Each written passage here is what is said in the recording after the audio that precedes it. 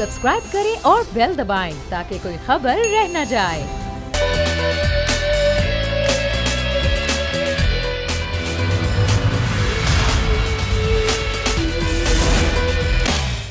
बिस्मिल्लाहिर्रहमानिर्रहीम, अस्सलाम वालेकुम। प्रोग्राम में मैं सुमैया रिजवान आपको खुश आमदीद कहती हूँ। नाजरीन, हम उस शहर में रहते हैं कि जो शहर पूरे मुल्क को कमा के देता है।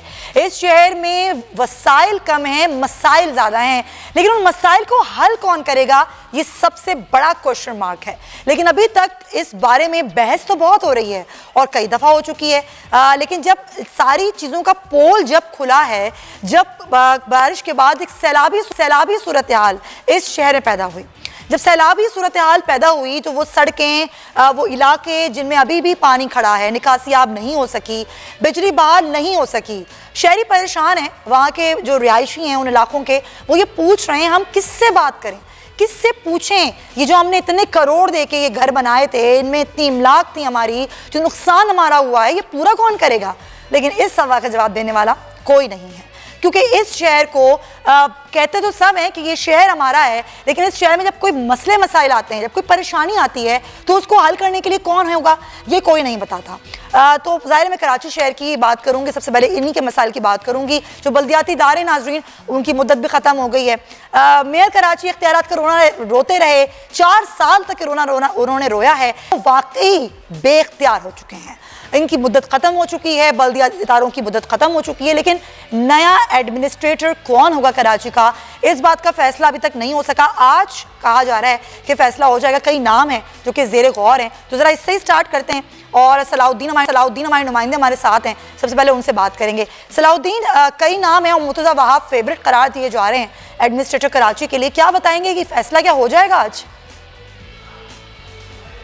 गुज़िश्ता शब जो रात 12 बजे बल्दियाती इदारों की मुद्दत खत्म हो गई थी सिंध के अंदर, उसका बाकायदा आज सिंध हुकूमत की जानिब से नोटिफिकेशन भी जारी कर दिया गया था। अब और जो बल्दियाती नुमाइंदे हैं उनसे जितनी भी साइकिल, जो गाड़ियां वगैरह उनके पास थी सरकारी, वो भी वापस मांग ली गई हैं, और साथ में जो है उनसे जो है जितनी गाड़ियां अपनी थी वो मांग ली गई। और अब जो है एडमिनिस्ट्रेटर तैनात करना है, उसके लिए सिंध हुकूमत की जानिब से जो है वह जारी है। कई नाम ज़ेरे गौर हैं। यूनुस ढाका के हवाले से भी बात हुई थी कि वो भी आएंगे, लेकिन उनकी बाद में सिंध हुकूमत के वज़रा की जानिब से तरदीद कर दी गई।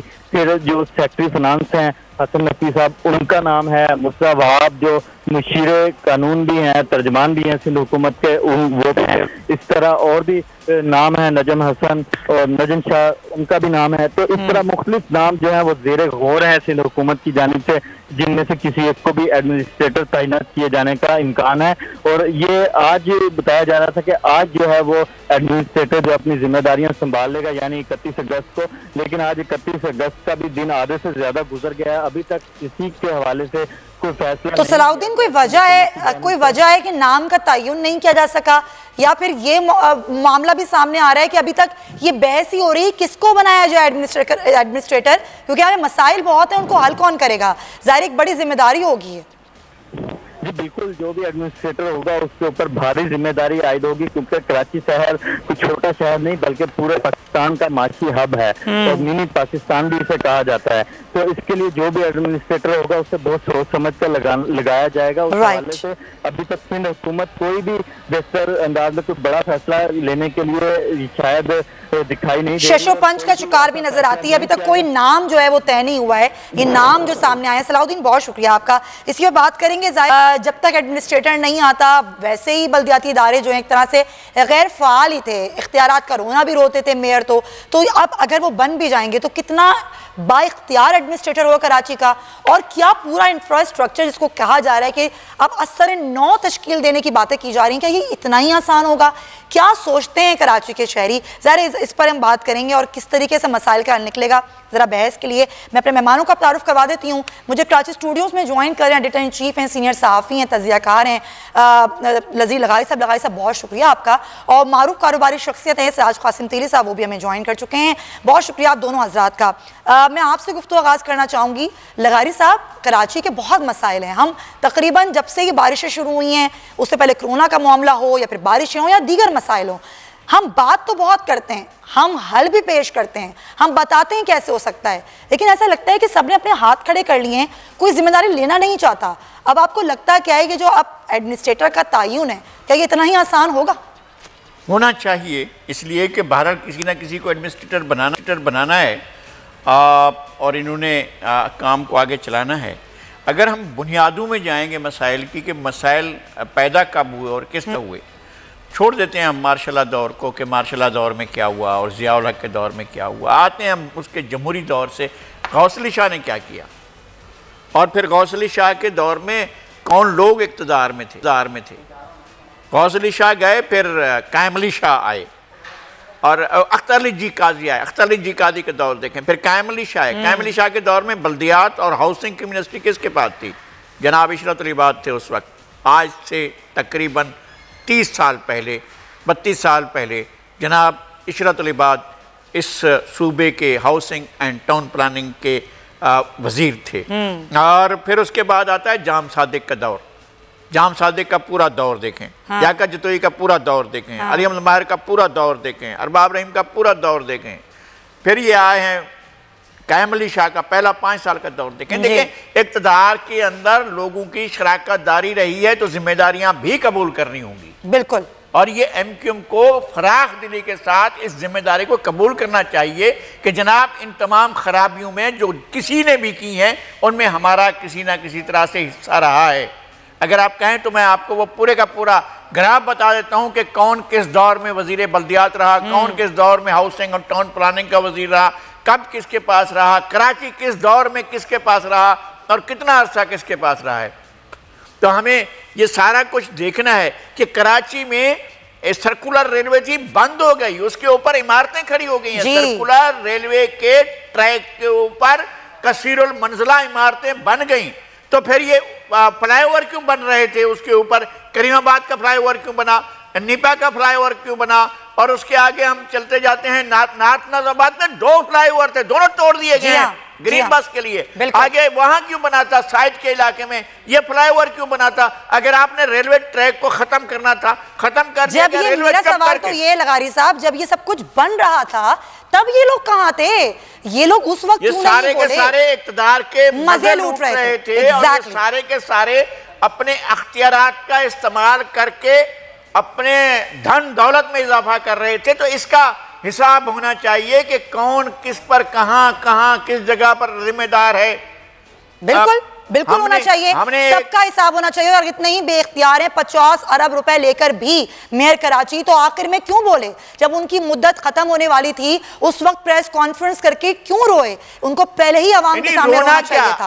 अगर उन्हें ये नहीं लग रहा था कि अख्तियारात नहीं है तो कौन सा ऐसी मुसीबत थी कि आपने रहना था मेयर? छोड़ देते मेयर। बिल्कुल सही, बिल्कुल सही। लोग होते हैं जिनके अंदर ये मादा होता है जमहूरियत का कि जनाब हम छोड़ देते हैं अगर हमारे पास अख्तियारत नहीं है। हाँ। आखिरी दिन भी ऐसा ही है। जब उनके प्रिविलेजेस आएंगी, जब उनके वो आएंगे तो फिर 30 तारीख तक का होगा सब कुछ, हो सकता है 31 तक का। सही, बिल्कुल सही पॉइंट है। आज धामरा साहब भी में ज्वाइन कर चुके हैं पाकिस्तान पीपल्स पार्टी से, उनको भी वेलकम कहेंगे। लेकिन सबसे पहले जरा मैं पहले सिराज साहब से बात कर लूं। सिराज साहब, आपने बात की है कारोबारी शख्सियात की मुश्किलात के हवाले से बात की है। पहले कोरोना की वजह से हज़ारे कारोबारी अफराद को, जो उससे मुंसलिक लोग थे, ताजरों को इतना नुकसान हुआ। फिर ये बारिश का स्पेल आ गया, 7 स्पेल आए कराची में। आती हैं बारिशें, दुनिया भर में होती हैं, लेकिन जो कराची का हाल हुआ है वो नहीं होता। ये बताइएगा, एक कारोबारी शख्सियत होने के नाते आप क्या समझते हैं सबसे बड़ा कसूरवार कौन है? बात यह है कि गुज़िश्ता 20-25 साल से जितने भी हुक्मरानों ने कराची पे हुकूमत की है वो सारे कसूरवार हैं। तो कोई एक भी व्यक्ति नहीं है जो कसूरवार ना हो। 8 मुशर्रफ को बिल्कुल ऐसा पावर और ऐसी ताकत के साथ और इतने पैसे के साथ कराची मिला था, वो चाहते तो बहुत अच्छा हो जाता। इन्होंने थोड़ा काम किया मगर ज्यादातर काम कर सकते थे। जी हाँ। इसके 12 साल से पीपल्स पार्टी है। अब मसला ये नहीं है, मसला अब ये है कि वो तो हमारे साथ जो करना था इन लोगों ने कर लिया। अब मसला ये है कि बारिशें आ गई है, पेंडेमिक आ गया, इंफ्रास्ट्रक्चर इसमें कुछ भी नहीं।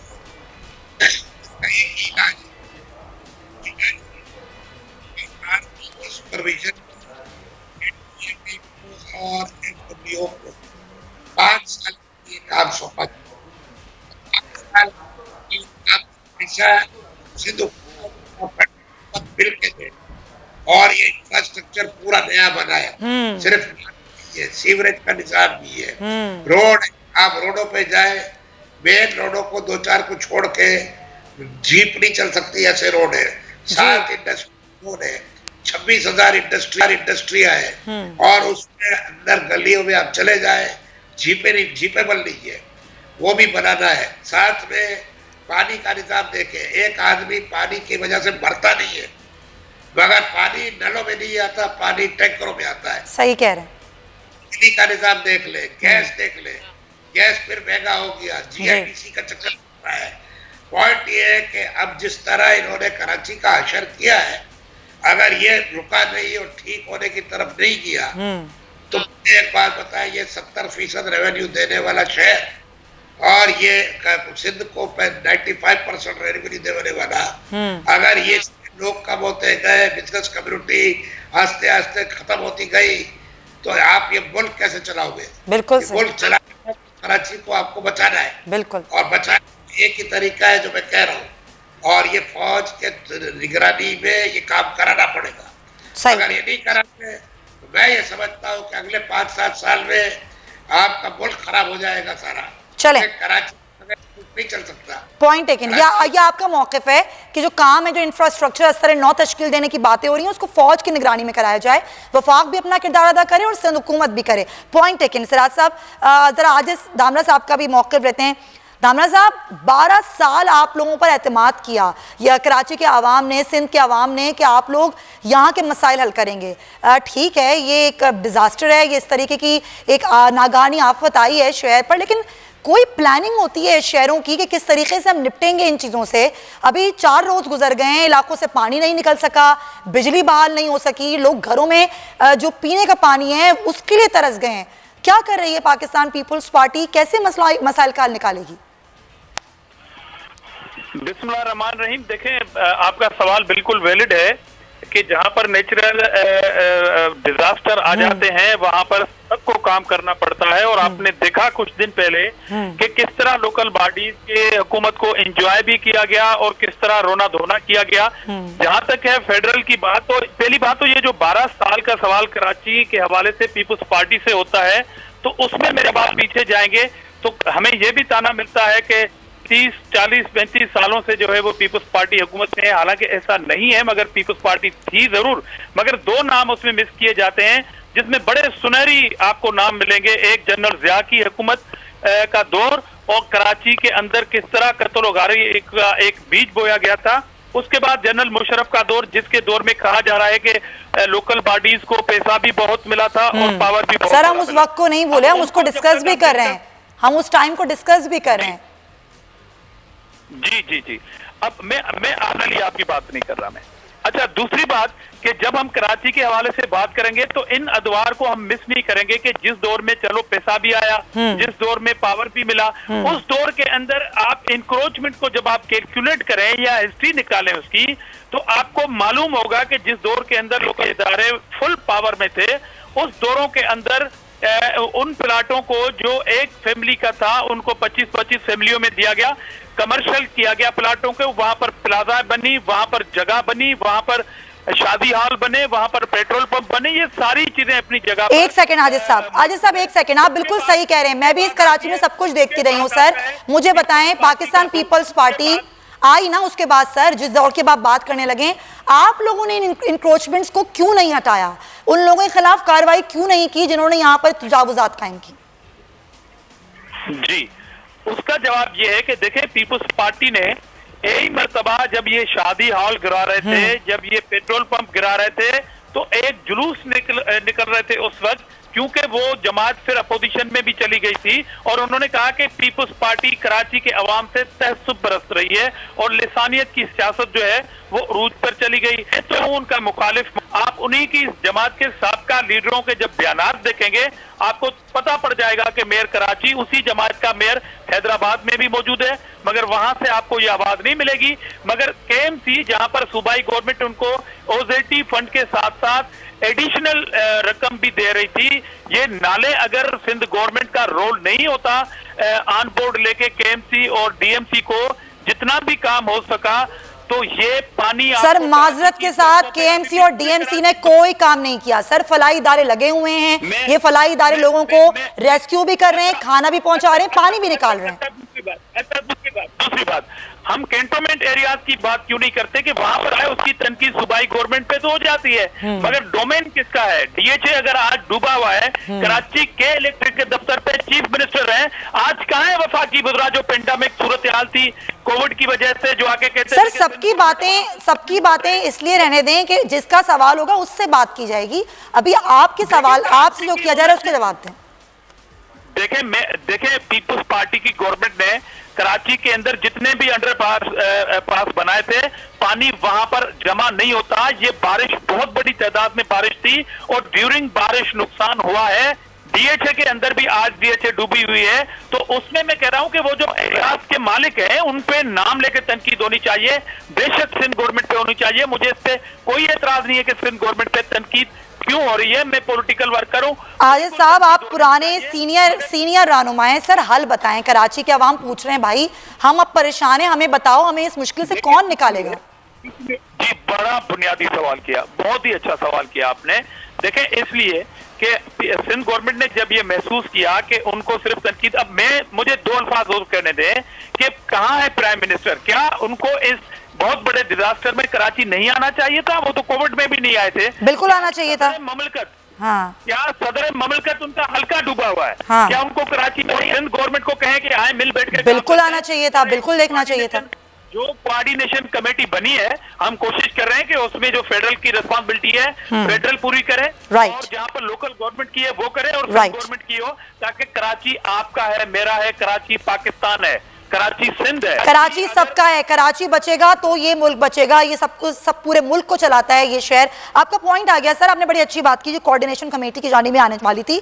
आफ्ताब जहांगीर साहब पाकिस्तान तहरीक इंसाफ से मुझे ज्वाइन कर चुके हैं, आप ही के सवाल को लेकर जाती हूँ मैं उनकी जानिब। आफ्ताब साहब वोट मिले आपको, कराची के अवाम ने वोट दिया, वफाक की तरफ देखता है कराची और वफाक ये कहता है अगर आपको मदद की जरूरत है तो हम मदद कर देंगे। सर ये कैसा रवैया है? बिल्कुल मेहमानों वाला नहीं, बिल्कुल मेहमानों वाला नहीं है, बल्कि हम जितने कोशिश हमने की है, मैं अभी भी अपने हल्के से ही आ रहा हूँ और सुबह से मतलब ये कि और 24 घंटे मेरे वर्कर्स और मेरे साथी जो हैं वो ऑन बोर्ड हैं, रेंजर्स के साथ, पाक आर्मी के साथ। लेकिन बड़ी बदकिस्मती की साथ बात ये है कि जो दूसरे इदारे जिनके अभी मेरे दोस्त जिक्र कर रहे थे, तो वो तो कहीं ऑन बोर्ड नहीं नजर आ रहे मुझे। उन्होंने आज तक, सीएम का काम है ना, सीएम कहे कि जी आफ्ताब साहब फोन करे, मैंने नासिर शाह को फोन किया, आज तक मुझे उस पर वॉइस मैसेज भी डाला, व्हाट्सएप पे मैसेज भी डाला, आपको रिप्लाई नहीं किया उन्होंने? नासिर साहब ने रिप्लाई नहीं किया? रिप्लाई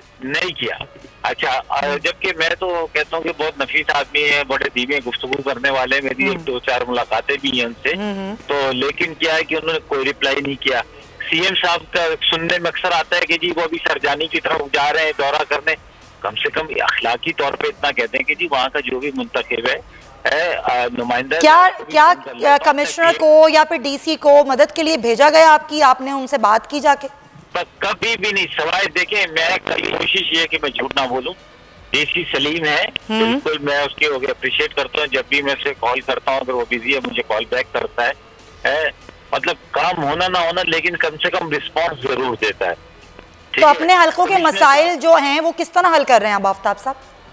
सर हमारे देखें इस वक्त हमारे यहाँ जो सूरत हाल है, मैं आपको बताऊं, मैं समझिए आप ईमानदारी की बात बता रहा हूँ जी कि बाखुदा कह रहा हूँ कि मैं अपनी मदद आपके तहत कर रहा हूँ। अच्छा। मैं दोस्तों से मदद लेता हूँ, अपने पास से मदद लेता हूँ, अपने भाइयों से मदद लेता हूँ, अपने साथियों से मदद लेता हूँ। जो इलाके के लोग बोलते हैं हमें ये मशीनरी चाहिए, है, मैं कहता हूँ भाई ले लो किराए पे। आफ्ताब साहब, वजीर आज़म इमरान खान से राब्ता हुआ आपका, वहां तक पहुंचाया आपने ये मसाइल के भाई मैं यहाँ का? सब उनको देखिए, मैं आपको एक बात फिर भी बताऊं कि जी, वजीर आज़म जो है, अगर ये सिंध के अंदर जो सूरत हाल है, आपको पता है ये यहाँ पे कुछ कानूनी भी पेचीदगियां हैं, सारा कुछ है, तो वो उसके बावजूद वो प्राइम मिनिस्टर साहब ने आना है आज। सर कब आ रहे हैं प्राइम मिनिस्टर साहब, यही सवाल था मेरा अगला, कब आ रहे हैं? थर्सडे तक आएंगे इंशाल्लाह। थर्सडे को आएंगे, समझे ना? एक रोज के लिए आएंगे, एक घंटे के लिए आएंगे, क्या कितने रोज के लिए आएंगे? सर मैं कहता हूँ कि वो देखिए, बात ये घंटे रोज की भी वो नहीं है, वीडियो कॉन्फ्रेंस में हमारे साथ ऑन बोर्ड है और हमारे साथ राब्ते जनरल साहब वो हमारे साथ 24 घंटे राब्ते के अंदर है। लेकिन मसला ये नहीं है, मसला किसी के आने या जाने से नहीं है, मसला ये है कि जो लोगों की इंतजामी है, कराची की सिंध का इंतजामिया किसके पास है? अगर बोल कर हो और मैं कहूँ कि जी जियो का जो मालिक, जब कोई मुसीबत आती है ना, सारे इदारे मिलकर काम करते हैं। वफाक जाहिर है एक बाप का रोल अदा करता है ना, कोऑर्डिनेशन कमेटी काम करते हैं। जब सर ये कोऑर्डिनेशन कमेटी क्यों बनी है फिर? काम किया सर, मैं आपको यही तो बता रहा हूँ कि इसीलिए मैं ये कह रहा हूँ कि वो कमेटियां बनी है। जब मैंने जो मशवरा दिया था उनको कि भाई आप ऐसा करें, डिस्ट्रिक्ट वाइज कमेटियां बना दें, 4 या 6 रुकनी कमेटी जो है वफाक की बनाने के बजाय डिस्ट्रिक्ट वाइज कमेटियां बनाए, सिविल इंतजामिया को भी साथ लें। तो वो आपके मशवरे पे अमल खैर नहीं किया है, कोऑर्डिनेशन कमेटी बना दी है।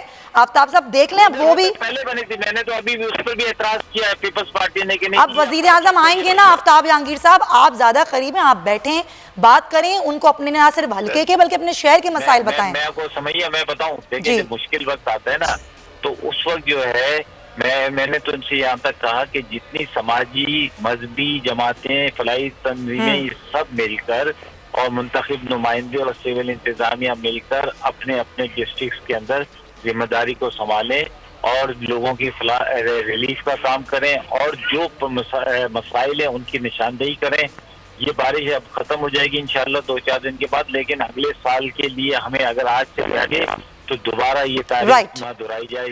बिल्कुल यही बात है, और ज़ाहिर रिसर्च भी है, जो तमाम तर मौसमियात के हवाले से लोग रिसर्च करते हैं कराची यूनिवर्सिटी में, दीगर रिसर्च सेंटर्स में, वो बता रहे हैं कि ये मामला जो है ये अभी आगे तक चलेगा, 2025 तक यही मौसमियाती तब्दीलियाँ होंगी। ब्रेक में ले रही हूँ, तमाम मेहमान मेरे साथ मौजूद हैं, कराची पर करेंगे कि इन मौसमियाती तब्दीलियों के साथ अब कराची की जो हुकूमत है, यहाँ की इंतज़ामिया है और ख़ास तौर पर वफाक कितनी जो है वो हेल्प आउट करेगा और इसके लिए क्या लाहे अमल और क्या तैयारी होगी या नहीं, या सिर्फ बातें होती रहेंगी। इस ब्रेक के बाद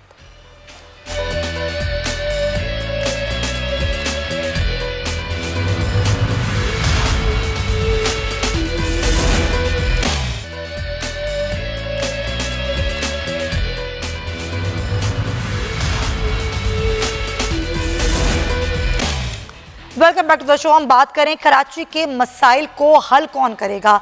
बातें सब बहुत करते हैं, कोई कहता है वफाक की जिम्मेदारी है, कोई कहता है नहीं ये तो सिंध हुकूमत है जो कि 12 साल से यहाँ पर हुकूमत कर रही है, इसकी जिम्मेदारी है।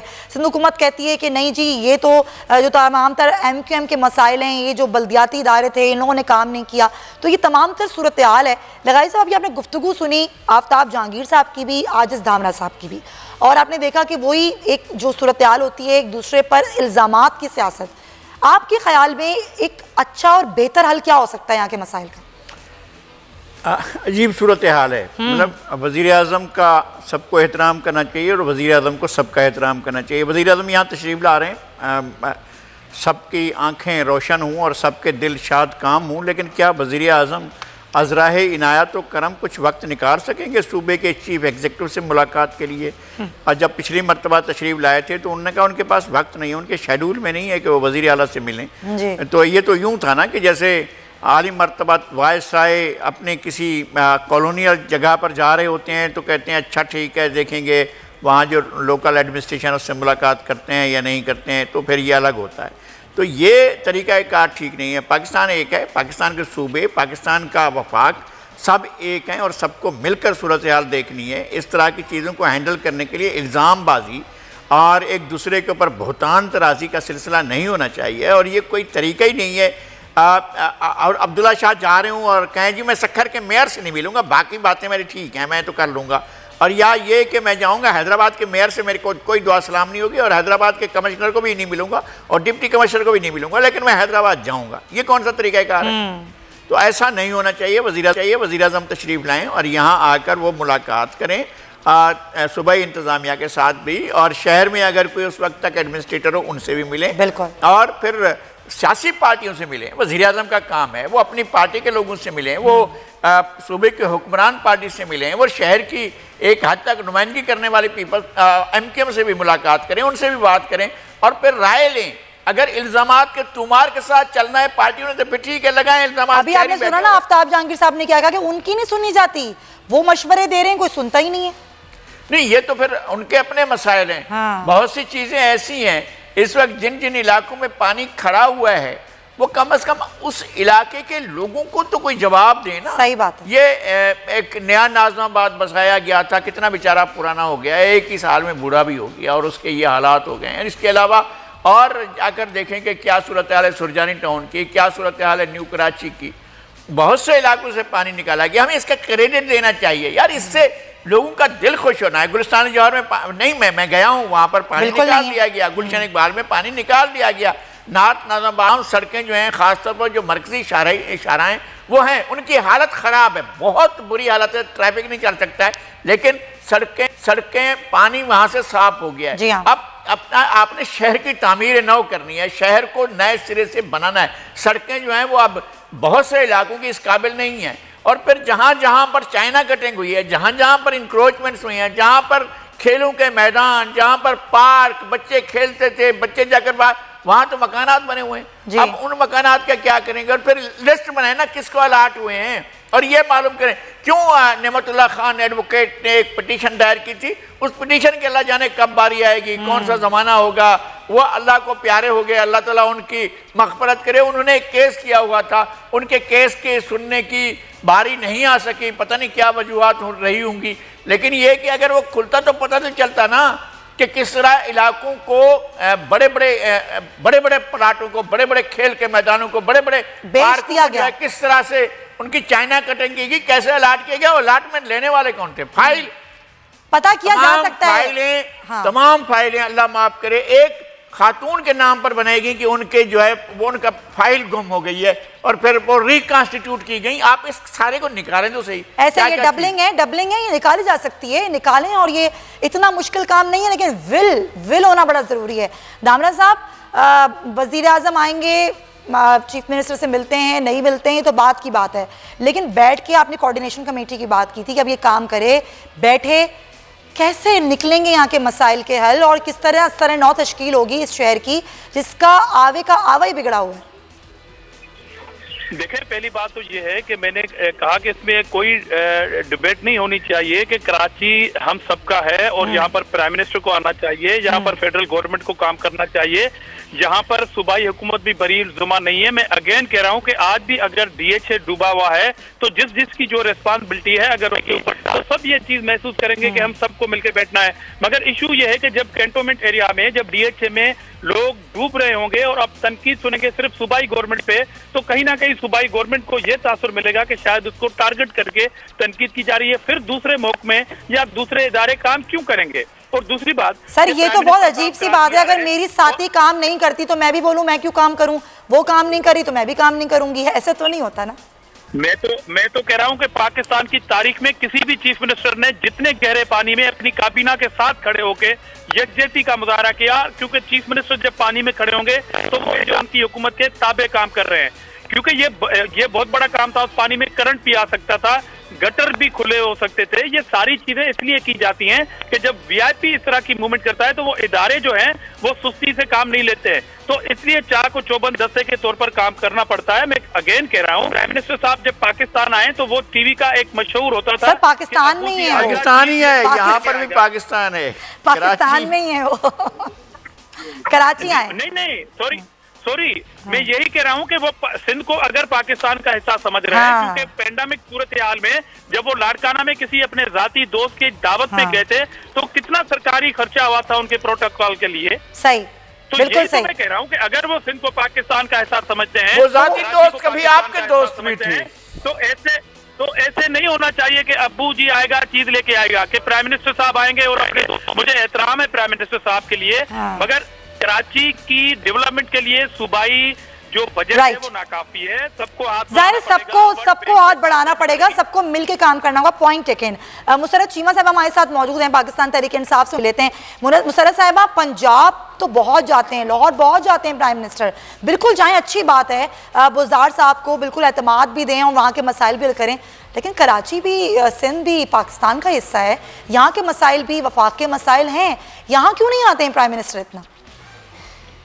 बिस्मिल्लाहिर्रहमानिर्रहीम। बहुत शुक्रिया सुमैया। बेसिकली तो मैं ये अर्ज करूं कि हम कराची के अवाम के साथ हैं और बिलखसूस कराची के साथ हमारी जो हमदर्दियाँ हैं वो किसी से ढकी छुपी नहीं है। और जो सबसे पहले तो मैं आपको ये अर्ज करूं कि जब कराची मुसीबत में घिरा, फेडरल गवर्नमेंट ने ना सिर्फ सपोर्ट किया, ना सिर्फ हमने देखे प्राइम मिनिस्टर साहब ने जो वजीर आला है यहाँ इंतहाई माजरत के साथ विद ड्यू रिस्पेक्ट मुसर्रत साहिबा क्या सपोर्ट किया और क्या हमदर्दियां की? सुन लेना बीबी, मैं आपको वही अर्ज कर रही हूँ। मुझे आप अगर 2 मिनट देने आ रहे थे, मुझे ये बताएं कि किसी सूबे में मेरी 35 साल से हुकूमत हो, ठीक है, अच्छा। और उसके बाद भी अगर उस सूबे के वजीर आला को पानी में खड़े होने की जरूरत है तो फिर पानी में डूब मरने का मकाम है किसका, ये खुद सोच लें। देखें, ये अपना कचरा उठाया नहीं, कूड़ा उठाया नहीं, 10 सालों तक सारी हुकूमत को जो इस डिजास्टर में सियासत करती है, मैडम आपकी पार्टी सारी को डूब के मरना चाहिए। शर्म का मकाम है कि आप अपना कचरा तक तो उठाया नहीं। और आप ये देखें पीटीआई का असर चेहरा, आ जाते हैं पंजाब के साथ, आप आवाम से क्या हमदर्दी करेंगे? उनको तो मैं बोल रही हूँ ना मुसर्रत साहिबा, पीपल्स पार्टी का सवाल पीपल्स पार्टी से, पीटीआई का सवाल पीटीआई से, अपने सवाल का जवाब दें। डुबो के मारना चाहिए पूरी पीटीआई की हुकूमत को, डूब के मारना चाहिए। मेरा ख्याल है आप लोग ना आवाम को डुबा के मार दें, इस पानी में आवाम को मार दें, इस पानी में वाकई जहर मिला दें ताकि आवाम मर जाए, क्योंकि इसने वोट दिया था। अगर इमरान खान की हुकूमत रही तो यही होगा। जरदाद कह रही है कि जब ये बातें आती हैं। मुसर्रत साहिबा, ये सवाल मेरा नहीं था, मेरा सवाल ये था कि वजीर आजम कब आएंगे कराची? वजीर आजम कराची कब आएंगे? एक सेकंड धामरा साहब, मुझे सवाल तो करने दें। धामरा साहब, आपका मौक़िफ़ आ गया, सवाल तो करने दें। मुसर्रत साहिबा, वजीर आजम कराची कब आएंगे? वजीर आजम को डूब के मरना चाहिए। मेरे सूबे के वजीर आला के लिए आजिज़ साहब, एक सेकंड, आपकी बात आ गई, अब आगे बात।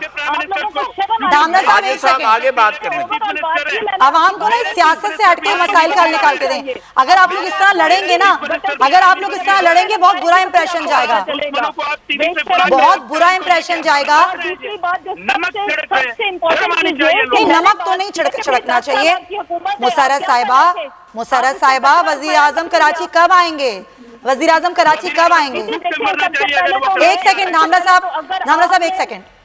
जी मुसर्रत साहिबा, धामरा साहब एक सेकंड, धामरा साहब एक सेकंड, मुझे सवाल तो, धामरा साहब मुझे जवाब तो लेने दें। इनका प्राइम मिनिस्टर, धामरा साहब ये बातें नहीं करें, ये बातें नहीं करें। आप लोगों की इसी लड़ाइयों की वजह से आवाम परेशान है। आप लोग मिलके कैसे काम करेंगे? मिलके कैसे काम करेंगे? आप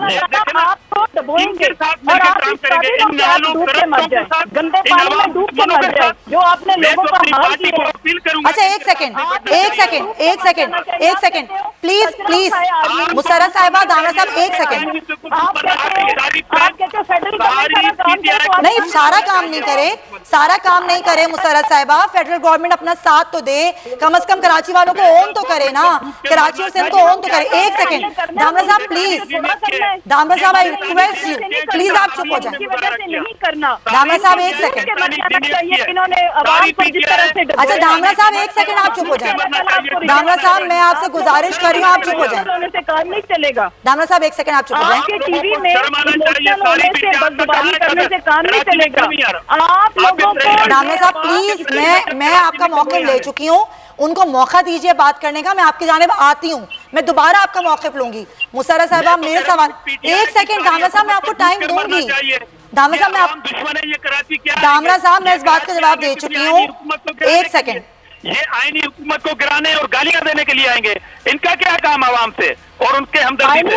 ये तो बीआरटी जैसे को एक बुनियादी सहूलत ना दे सके, न अहल न लायक न ये तो बीआरटी जैसे करप्ट मंसूबे का ये प्राइम मिनिस्टर करप्ट है। धामरा साहब, मुसर्रत साहिबा, क्या मेरे सवाल का जवाब कोई देगा? मैं इस प्रोग्राम की होस्ट हूँ, मैं सवाल कर रही हूँ, आप लोग प्लीज लड़ना बंद करें। मुसर्रत साहिबा, मेरा छोटा धामरा साहब एक सेकंड, धामरा साहब या तो आप बोल लें, या फिर उनको बोलने दें। ये तो सारी मुनाफिक पीटीआई है, ये क्या बात करते हैं, नायल है ये। धामरा साहब ऐसे तो आप किसी को भी नहीं कह सकते, ऐसे तो आप किसी को भी नहीं कह सकते। खबरनामा पीटीआई है, ये सिर्फ खबरनामा पेश करेगी। मेरे आईनी धामरा साहब, अभी आप खबरनामा पेश कर रहे हैं, मुझे बोलने का मौका दें, मैं इस प्रोग्राम की होस्ट हूँ, मुझे सवाल तो करने दें। धामरा साहब, मुझे सवाल तो करने दें ना, एक सेकंड। मुसर्रत साहिबा, वजीर आजम कराची कब आएंगे? मेरे सवाल का जवाब दे दें। मुसर्रत साहिबा चली गई हैं और उन्होंने लाइन डिस्कनेक्ट कर दी है। धामरा साहब, आप बोलिए। आप देखिए, मैं अगेन कह रहा हूँ कि प्राइम मिनिस्टर यहाँ पे आना चाहिए और सूबाई हुकूमत के साथ बैठना चाहिए। अभी एनडीए में आपके पास है, उनकी भी एक्सपर्टी लेनी चाहिए। देखिए, डे फर्स्ट से वेलकम कहा था कि एनडीए को डे फर्स्ट से वेलकम कहा था कि यहाँ पर सब इदारों को काम करना पड़ेगा। जाहिर है अगर वो यहाँ पे आएंगे तो एक वो इदारा है। हम तो कह रहे हैं कि हम कराची के हवाले से एक आम इंडिविजुअल, लेकिन अगर आप ऐसे बातें सुनाएंगे वफाक को तो कौन आएगा? धामरा साहब, अगर आप ऐसे रख के बातें सुनाएंगे, काम करवाने के लिए भी थोड़ा सा रवैया लचकदार करना पड़ता है। आप मुझे बताइए, वफाक आए ना इस शहर में, पहले आप लोग 18वीं तरमीम की बातें करते हैं, कभी आप कहते हैं ये लोग नाअहल हैं, ऐसे कैसे काम चलेगा? देखें, 18वीं तरमीम का इशू लगे, ये नेचुरल डिजास्टर है। 18वीं तरमीम के बावजूद भी अगर 18वीं हुकूमत है, फिर फेडरल गवर्नमेंट का वजूद भी नहीं होना चाहिए। अगर उनका वजूद है तो क्या उनकी रिस्पॉन्सिबिलिटी नहीं बनती? और मैं ये पूछना चाहता हूं कि ममलकत, सदर ममलकत हैं, उन्होंने कोई रोल प्ले किया? आप क्या बात करते हैं? मतलब अभी खातून का आपने सुना कि एक चीफ मिनिस्टर पानी में खड़े हैं, मगर उनके लिए अल्फाज क्या कर रही है? अगर वो अपने प्राइम मिनिस्टर को मोतबर समझती है तो ये मेरे चीफ मिनिस्टर आईनी चीफ मिनिस्टर है, ये भी वोटों से मुंतखब है। तनकीद करें आप भी। बिल्कुल सही है, आप सही कह रहे हैं, आप अपनी जगह सही हैं, वो अपनी जगह सही है। आप लोग एक दूसरे के ज़ाहिर लीडर्स को बुरा भला नहीं कहें। सही नहीं है धामरा साहब, लेकिन आपने भी तो बुरा भला कह दिया ना। धामरा साहब, बहुत शुक्रिया आपके वक्त का, आपने भी उसी तरह जवाब दिया, आपने भी उसी तरह जवाब नहीं दिया। मुसर्रत साहिबा, मेरा सवाल तो बहुत ही मासूमाना था कि वजीर आजम कराची कब आएंगे, कराची के अवाम के मसाइल कब देखेंगे, कब सुनेंगे? देखिए सुमैया, सबसे पहले तो ये कि जो मैं इस एज ए पॉलिटिकल वर्कर, पहले लेट मी एक्सप्लेन कि मैंने कहा क्या था। सही। मैंने कहा था मैं से मुराद ये है कि मैं एक पॉलिटिकल वर्कर हूँ और अगर एक हल्का है या मेरा एक सूबा है और वहां पे मैं 35 साल से रूल कर रही हूँ, मैंने बात ये की थी। और फिर अगर 10 साल कंसेक्टिव 10 ईयर्स में मेरी एक सूबे में हुकूमत हो और मैं फिर लॉन्ग बूट पहन के खड़ी हूँ, तो आवाम को चाहिए मुझे गंदे टमाटर मार के निकाल दे वहां से। अगर 10 साल 15 साल 20 साल 35 साल हमने लोगों का कचरा तक नहीं उठाया, कि आज ये हालात नहीं हुए सुमैया, जिसके पीछे लंबी दास्तान है कराची की बर्बादी के पीछे। तो मुसर्रत साहिबा, आपकी बात से बिल्कुल कोई इनकार नहीं है। मैं कंप्लीट कर लूं सुमैया। कोई प्राइम मिनिस्टर, कोई सीएम अगर वो साफ नहीं करता, सिर्फ गटर वाले पानी में खड़े होता है लॉन्ग बूट पहन के, तो आवाम को चाहिए कि ऐसे शोबदाबाज, ऐसे ड्रामेबाज, वो जिसका उनका ताल्लुक जिस मर्जी सियासी जमात से, उनको रिजेक्ट कर दें। और ये लम्हा फिक्रिया आवाम के लिए भी सोचने की बात है, समझने की बात है। प्राइम मिनिस्टर साहब कराची के अवाम के साथ है, हमारा एक एक नुमाइंदा जो कुछ वहाँ पे कर सकता है वो कर रहा है। उन्होंने खुद वजीर आला को फोन किया, भी सियासत की, और मैं इसलिए मुझे गुस्सा आ रहा है कराची के अवाम को देख के, लोग बर्बाद हो गए। मुसर्रत साहिबा, देखें, आप गुस्सा नहीं करें, आपसे ज्यादा हमें गुस्सा है क्योंकि हम इस शहर में रहते हैं और हमने वोट दिया है। देखें, यहाँ के लोगों ने वोट दिया पीटीआई को। अब मुसर्रत साहिबा मेरी सुन लें, मैं कराची की शहरी होने की हैसियत से बात कर रही हूँ। पीटीआई पर एतमाद किया, उसे वोट दिया, यहाँ से एमएनएज मुंतखब हुए, वज़ीर आज़म खुद कराची से जीते। आप मुझे बताएं, वज़ीर आज़म तो पूरे पाकिस्तान के हैं, जब कराची के मसाइल हैं तो ये मेहमानों वाला रवैया क्यों होता है कि अगर कोई ज़रूरत हो तो हम आ जाएंगे? आए और देखें यहाँ के मसाइल। में तो ये सवाल कर रही हूँ। देखिए, मैं इस सवाल का ही जवाब दे रही हूँ। मसला ये है कि इस मसले के हल के पीछे प्राइम मिनिस्टर ने एनडीएमए से रिक्वेस्ट की, जिसको ये लोग क्रिटिसाइज करते हैं। फंड्स की बारी आती है, ये कहते हैं 18th अमेंडमेंट को किसी ने टच भी किया तो आपको पता ही कि इस पे कितनी गंदी सुबाइयत की सियासत करते हैं। कहने का मकसद ये कि प्राइम मिनिस्टर हमारी जान भी हाजिर है कराची के लिए और हम प्रैक्टिकल स्टेप्स ले रहे हैं। हमने इसके ऊपर एक अलग से प्राइम मिनिस्टर साहब जो इसकी कराची से रिलेटेड सारी मीटिंग्स को खुद शेयर कर रहे हैं और हम इसकी लॉन्ग टर्म प्लानिंग भी होनी है। साथ वर्क के लिए उन्होंने एनडीएमए को किन्होंने भेजा था, सूबे ने नहीं, फेडरल गवर्नमेंट ने। उसके बाद अभी का ये जो सारा डिजास्टर मैनेजमेंट, सारा जितनी भी पाकिस्तान की मशीनरी, आपकी रेंजर्स, आपकी आर्मी। अच्छा मुसर्रत साहिबा, ठीक है, अच्छी बात है, रेंजर्स है, पाक फौज है, इदारे हैं मुल्क के और एनडीएमए है, कोई मसला नहीं। लेकिन और प्राइम मिनिस्टर ने खुद मुराद अली शाह को न सिर्फ फोन किया बल्कि उनका आगे प्लान आगे इधर आने का भी हो रहा है, बिल्कुल वो ग्राउंड पे भी और आके मिलेंगे, मुराद अली शाह साहब से मिलेंगे वजीर आजम इमरान खान। देखिए ये तो मुराद अली शाह साहब का अपना वो ये उनकी च्वाइस है, अगर वो मिलना चाहें तो वो मिल सकते हैं, हु कैन स्टॉप। अगर वो फोन कर रहे हैं तो वो कोर्स मिलेंगे भी। लेकिन जो इम्पोर्टेंट चीज है जो मैं कहना चाहती हूँ कि ये गंदी सियासत छोड़ दें, ठीक है, तो अगली दफा आएंगे वो कोई भी हो, यानी कि पंजाब में आके, जबकि हमने, आपको पता है कि अंडरग्राउंड स्टोरेज टैंक बनाए हैं पंजाब में, हमने लाहौर में इस दफा अल्हम्दुलिल्लाह रिकॉर्ड बारिशें हुई और हमने एक स्टेट ऑफ द आर्ट हम चीजें कर रहे हैं। इनको चाहिए कि ये पहले हमारा मुकाबला सर्विस में करें। इधर आके पंजाब में बिलावल कहता है कि जी बारिश आता है तो ज्यादा पानी आता है और ज्यादा पानी आता है तो ज्यादा। इनको शर्म आनी चाहिए, अपनी हिंदी जुबान पे सर्विस दें लोगों को। भाई 10 साल बाद आप लॉन्ग बूट में, मैं चले मुसर्रत साहिबा आपका मौक़िफ़ आ गया। देखें मुझे लगता है उसको जूते मार के निकाल नहीं, खैर मैं ये समझती हूँ कि अगर इस तरीके से आप लोग बात करेंगे आपस में एक दूसरे से तो फिर कोऑर्डिनेशन कैसे होगी, फिर काम कैसे होगा। ये बेशरम लोग, इन्होंने सर्विस। मुसर्रत साहिबा मुझे लगता है कि हमें अपने अल्फाज के चुनाव भी बेहतर करना चाहिए। मुसर्रत साहिबा विद ड्यू रिस्पेक्ट, अल्फाज का से ये तवक्को कभी नहीं रही थी। मुसर्रत साहिबा अल्फाज का चुनाव होना बहुत बेहतर होना चाहिए। मुसर्रत चीमा हमेशा अच्छी गुफ्तगू करने वाली और हमेशा उनका लबोलहजा, कैसे अल्फाज का चुनाव उनका अच्छा हमेशा रहा है। आज किस तरह की गुफ्तगू हो रही है मुझे समझ में नहीं आ रहा है। उन्हें कम अज कम अपनी, आपके पास अगर शाइस्तगी है तो उसको तो ना जाय करें ना। आपके पास तो बड़ा आपका मर्तबा है, आपकी जुबान को तो लोग हमेशा कदर करते हैं आपकी कि किस तरह से बात करती हैं। अब आप जिस तरह से जुबान जो डिक्शन इस्तेमाल कर रही हैं, अगर ये डिक्शन चलता रहा तो फिर तो बहुत अफसोसनाक बात होगी। बिल्कुल मुसर्रत साहिबा, ये मेरा भी मौक़िफ़ है। मुझे लगता है ये चीज़ें बहुत अच्छी तरीके से भी हो सकती हैं। खैर आपका बहुत बहुत शुक्रिया मुसर्रत चीमा साहिबा। मैं भी यही समझती हूँ कि चीज़ों को बेहतर तरीके से हल किया जाना चाहिए। चीज़ें इस तरीके से हल नहीं हो सकती। लगारी साहब बस लास्ट फ्यू मिनट से मैं आपका मौक़िफ़ चाहूँगी, ये कैसे हल होगा? ऐसे तो लड़ते रहेंगे ये लोग। मेरे ख्याल में सियासी लोग और इदारा जाती लोग, इनका फेलुअर है, सबका फेलुअर है। और इदारे भी जिन जिन लोगों ने सर्विस देनी थी नहीं दे सके हैं। कराची बहुत बुरे तरीके से मुतासर हुआ है। अब अगर सर जोड़ कर बैठें और सिर्फ बात एक करें कि हमने शहर को बचाना है तो वो कर सकते हैं। बहुत शुक्रिया आपका नज़ीर लगारी मौजूद थे। नाज़रीन मेरा भी ये कहना है प्रोग्राम के आखिर में कि आप लोग भी ये समझें कि कौन आपके मसाइल हल कर सकता है। सही बंदे को चुने, सही शख्स को चुने और फिर ये दुआ भी करें कि आपको एक अच्छा हुक्मरान मिले जो वाकई आपके शहर के और आपके इलाके के मसाइल जो हैं वो हल कर सके। इसी नोट के साथ इंशाल्लाह आपसे कल मुलाकात होगी। अपना बहुत ख्याल रखिएगा। अल्लाह हाफ़िज़।